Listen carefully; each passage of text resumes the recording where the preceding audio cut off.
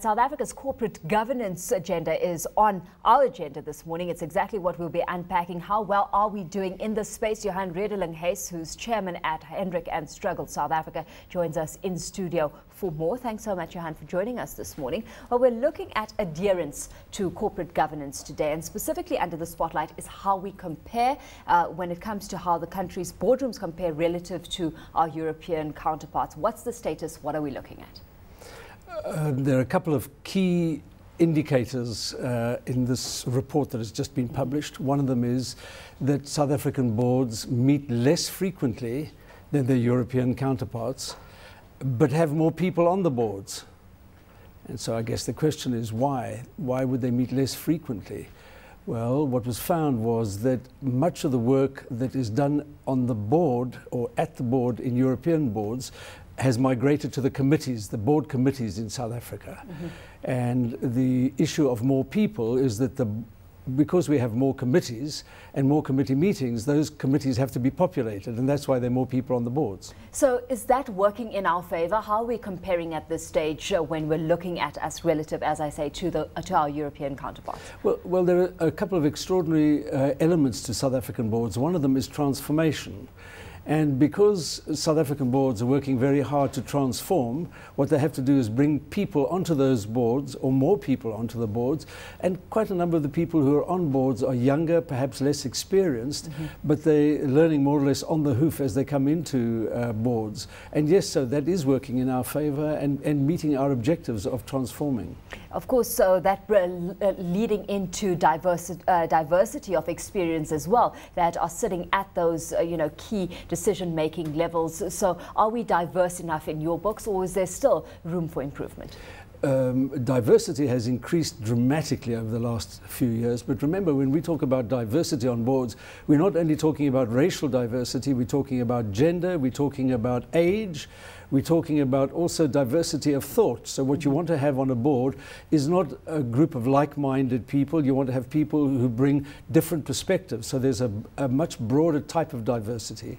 Of course, that then in turn following on to the balance we're actually striking between continuity and the need of change, and whether or not we're looking at long enough tenures, because while you have long tenures that bode well in terms of directors being able to get to grips completely with the business, there's a risk that comes hand in hand with that, and that being that long tenures can fall prey to groupthink. Absolutely, and one of the things that we're very strong on in South Africa, and that's emerging all over, is independence.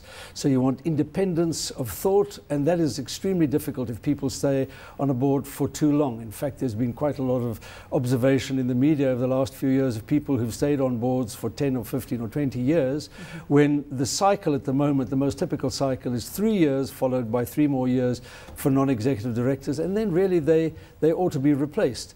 Otherwise, one ends up with groupthink, exactly as you indicated. Yeah, of course, the report also highlighting that, within this context, behavioral challenges pose a little bit more of a risk and need more attention than actual technical challenges at this stage. So run us through that and what that actually means, and where we need to see shifts in behavioral, or behavioral changes come to the fore. Alishia, the issue about diversity is the thing that causes the behavioral issues.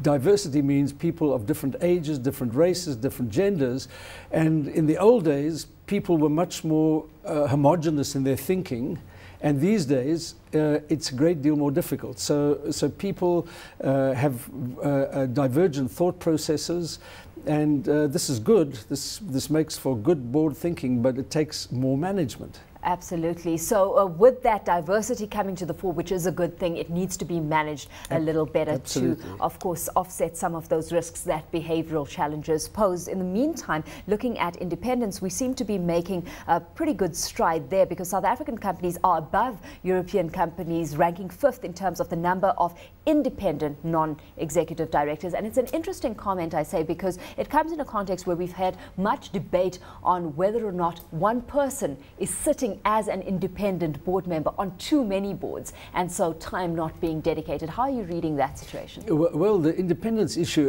also has many other perspectives. One of them is, that was also noted in the report, the business of a chief executive becoming the chairman of a board. Mm-hmm. Now that happens in a number of South African cases, because remember, in the old days what you used to have was chairman chief executive just automatically became a chairman, and that was completely lacking in independence. So the business of independence is being well tended to, and I think we've improved very considerably.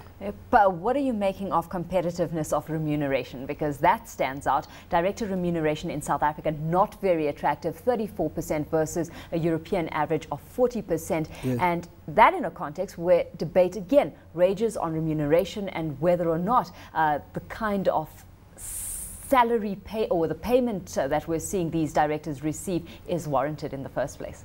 Well, let me be defensive on behalf of South African boards. The compensation for executives, non-executive directors on boards has increased considerably over the last few years. It's still a little behind Europe, but that's just the way the economies work. The same thing would apply to compensation, for example, of chief executives in the European context compared to South Africa. South Africa is a little bit behind, but not hugely behind, and it's moving in the right direction. Mm-hmm. Let's take a look then at why evaluation has ranked lowest. I mean, South Africa obtains a lower score on board evaluation than its European counterparts, and the report highlighting that there's significant room for improvement. What exactly are we looking at there? Well, again, to be defensive on behalf of South African boards, the levels of evaluation have increased. So there's more evaluation that's being done, but there's huge room for improvement. Mm-hmm. The satisfaction of board members on how boards work in the evaluation process is increasing all the time.